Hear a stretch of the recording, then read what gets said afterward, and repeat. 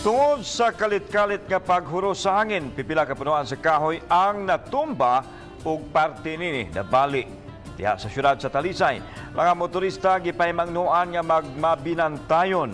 Ang detalye sa report ni Femery Dumabo.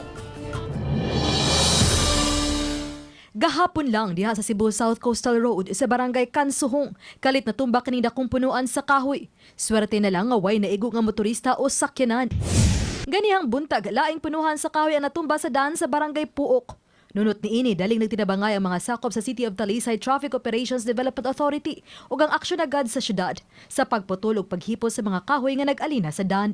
Ang awago na siguro ng mga kaigsuunan sa mga motorista na pinagkit o nagsupay pa sa atuang kadalanan niya tunay mga kung kahoy, di mo guna tumatagan ng panahon. So, tingali, igo lang, pag-igmat lang, kaya magpinantayon lang sa tamunay kay sama ka ganina, kalit lang ni siguro sa hangin, naana siya Nabali.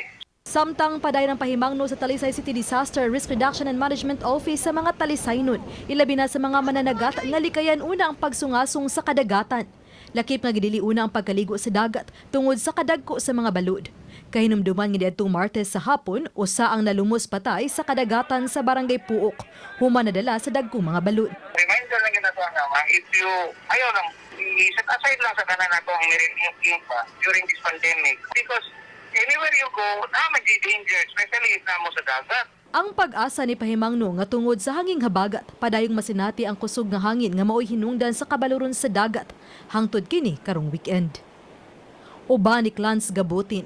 Ako si Femery Dumabo. Balitang Bisdak.